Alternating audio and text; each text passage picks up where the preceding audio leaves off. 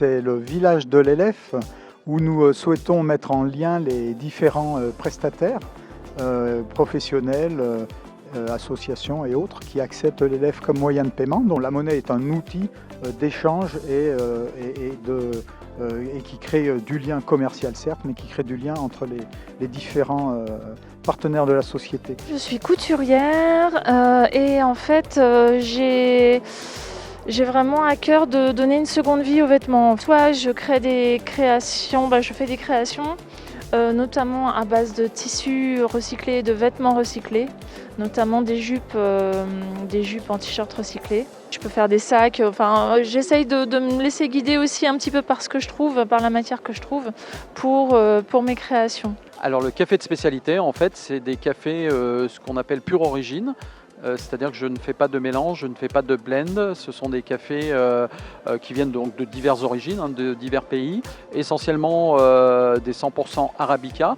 Et donc je travaille vraiment les origines de façon à vraiment faire ressortir les arômes du café. Je suis actuellement en énergétique chinoise et tout ce qui est massage énergétique et d'harmonisation, de mieux-être. Inspirée donc de ma formation en médecine traditionnelle chinoise qui a duré une dizaine d'années. Je suis un salon de coiffure bio avec des marques écologiques. Donc on fait surtout de la coloration 100% végétale. On fait aussi de la coloration à 96% d'origine naturelle avec la marque Aveda. Nous sommes la scène nationale de Chambéry, donc la programmation de spectacles et prochainement la réouverture de Malraux le 2 décembre. Les Nuits de la Roulotte, c'est un festival qui se passe au cœur de l'hiver à Chambéry et qui a pour thème les cultures tziganes et nomades, avec tout ce qui va autour. Donc c'est un festival avec des activités pluridisciplinaires, c'est-à-dire qu'on a de la musique, on a des ateliers, on a des stages de danse. La grosse partie de mon activité, c'est les photos de mariage et aussi les portraits. Ça peut être des photos aussi pour les entreprises. Voilà, tout type de travaux photographiques. J'essaye à chaque fois que je fais un devis de noter que je peux être payé en LF. On est une boulangerie artisanale, 100% sans gluten ni produits laitiers. Et donc je travaille avec ma maman, Nancy. Et on pétrit tout à la main sur le vin naturel et on est basé à Sainte-Hélène-du-Lac. On travaille beaucoup sur la pâtisserie en fonction des saisons. Après, on a des gammes de pains qui vont être les mêmes toute l'année, sachant qu'on innove un peu en fonction de ce qu'on a sous la main et dans le jardin. La ressource, c'est une épicerie vrac principalement, donc de produits bio aussi à 95%. Et puis voilà, des producteurs locaux aussi. Donc c'est vraiment la convivialité qui prime. On propose aux personnes de payer leur consommation sur le festival avec les LEF ou aussi leur place de concert. Ça favorise le commerce local on est tous engagés sur le côté écologique. Donc c'est déjà une des raisons principales.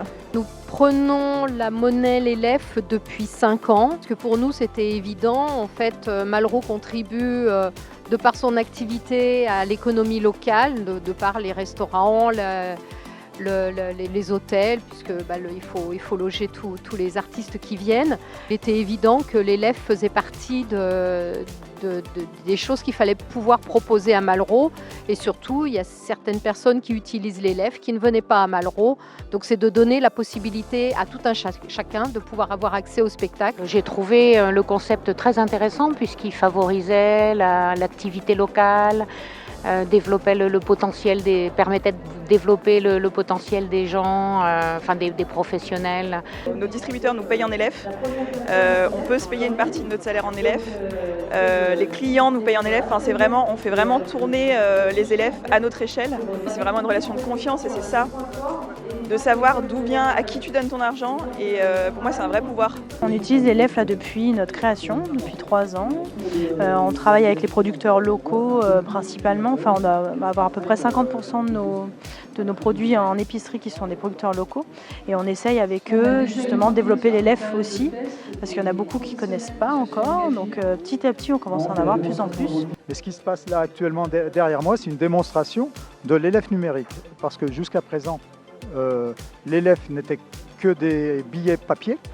Et à partir de début d'année, on va dire, il y aura aussi un moyen numérique de payer grâce à des smartphones et une application dédiée.